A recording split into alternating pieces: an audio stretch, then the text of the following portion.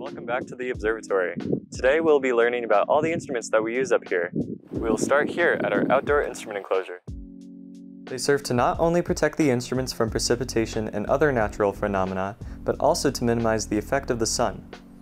When measuring temperature, for instance, we are looking to observe the temperature in the air, so this prevents direct solar radiation from impacting temperature readings. Even the white color of the shelter is purposeful in preventing as much of that light from being absorbed. The maximum thermometer uses mercury, which rises to the highest temperature of the day and stays there until the thermometer is reset. To reset it, the thermometer is spun on the spindle so that the centrifugal force pushes the mercury back to the current temperature. Meanwhile, the minimum thermometer uses alcohol instead, which compresses as temperature decreases. As the height of the alcohol lowers, a pin inside the tube is dragged down. To reset, the thermometer is turned vertical, allowing the pin to float back up to the top of the alcohol. The wet bulb thermometer has a cotton wick, which is soaked in water before the observation. As the water evaporates, the thermometer cools in a similar way to the chill you feel after getting out of water. When the wet bulb thermometer stops decreasing, we record that along with the dry bulb temperature. Lastly, we have our hygrothermograph, which measures both temperature and relative humidity. The temperature sensor uses two types of metal that expand and contract as the temperature changes, and the humidity sensor uses real human hair that curls and straightens as the humidity changes. Over here we have our 8-inch standard rain gauge, which despite the name actually gives us the amount of liquid for all types of precipitation. For measuring rain, the water is funneled into a smaller interior tube that is exactly 1/10 the area of the outer tube. This allows us to be even more precise, measuring the height to 1/100th of an inch. Also, this ring of metal flaps is to minimize the effect of the wind from blowing the precipitation away.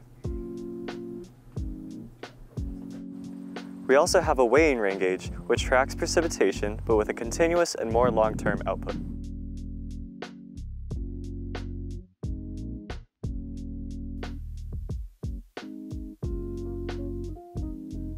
Lastly, to get a direct snow depth in the winter, we have these snowboards. This way, we have a level base and we can minimize the external heating and melting. Now I'll send it up to Amanda in the Observer's office. Hi, I'm Amanda. Welcome to the Weather Observer's office. One of the most important and oldest instruments is housed here in this room in the glass case. The mercurial barometer, second from the left, which measures atmospheric pressure, has been in use here since 1888.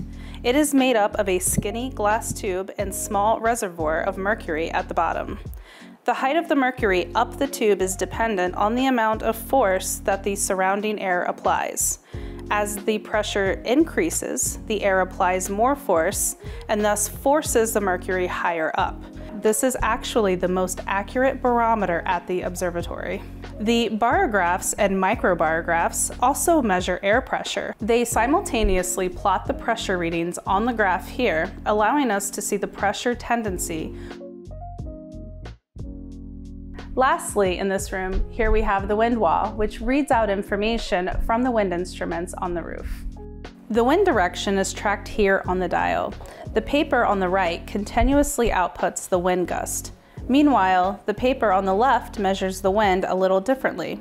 Instead of directly measuring the speed of the wind, every mark on the paper represents a mile of air that has passed through the observatory. By adding up the miles of air, we can use that to find average wind speeds for every hour as well as the full day.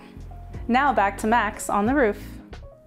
Here is where we house our wind instruments, higher up to prevent impact from the building's turbulence, and so they lie over the tree line. The spinning ones with the cups are called anemometers and measure wind speed. The ones with flat tails on the end are called wind vanes or aerovanes and point out the wind direction. In addition to the wind instruments, this is where we house our sunshine recorder, which tracks minutes of sunshine and is one of the oldest types of instruments used here. The device consists of a glass ball and a paper called the sun card underneath. When the sun is out, the glass ball focuses the light to a very small point, which is enough to burn through the card. Meanwhile, when the sun is blocked by a cloud, there is not enough light to burn through.